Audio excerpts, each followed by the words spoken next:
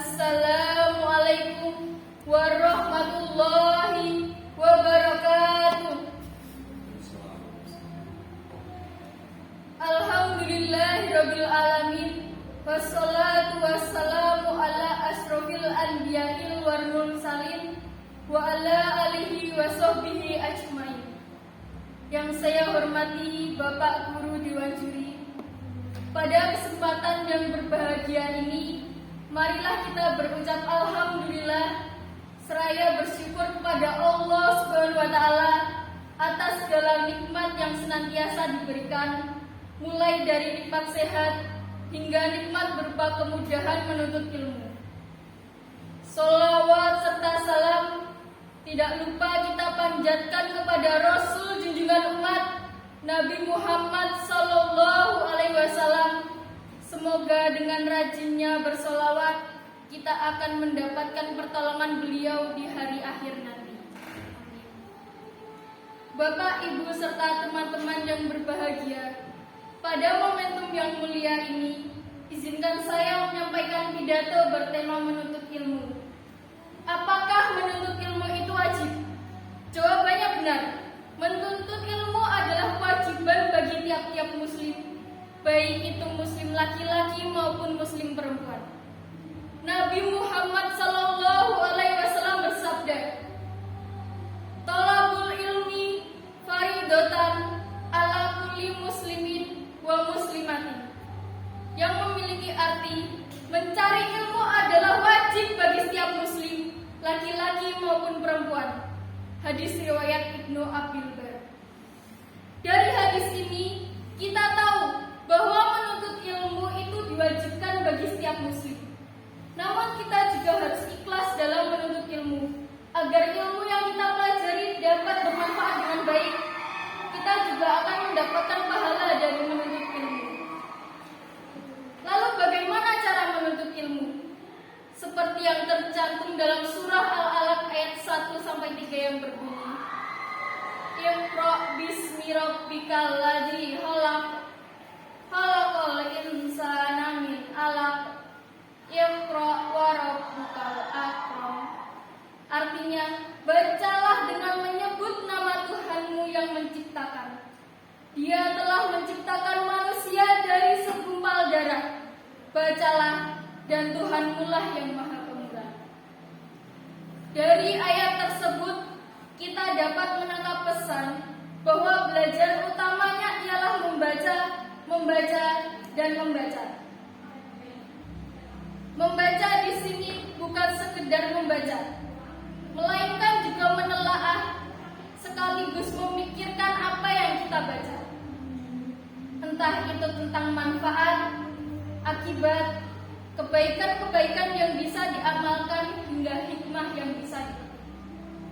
Sayangnya, tidak sedikit dari kita di zaman sekarang ini hanya sekedar membaca. Membaca hari ini, tapi kemudian besok lupa. Menghafal hari ini, ternyata ingatnya pada masa-masa ujian saja. Ketika libur sekolah, tiba-tiba semua pelajaran jadi lupa. Apakah ini perilaku membaca yang diharapkan dari surah Al-Alaq tadi? Tentu tidak. Membaca selagi salah satu aktivitas menuntut ilmu sejatinya perlu diiringi dengan perubahan perilaku, akhlak, adab, hingga sopan santun.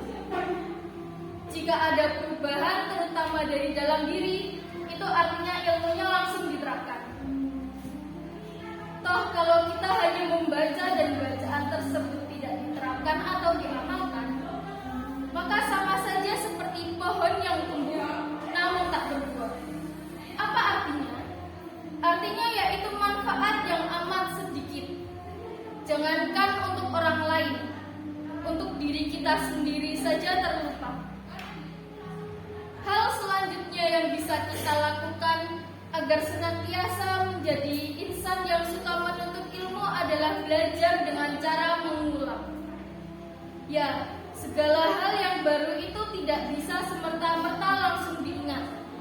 Misalnya ketika kita mempelajari hal yang baru, maka hal tersebut diulang berkali-kali hingga ingat. Pun pun demikian dengan ibadah wudhu dan sholat. Kalau tidak diulang, maka gerakan bacaannya hingga rukunya bisa jadi akan terlupa. Nah, sebagaimana dengan teman-teman di sini, apakah sudah rutin wudhu dan sholat? Mudah-mudahan sudah rutin dan terus belajar ya.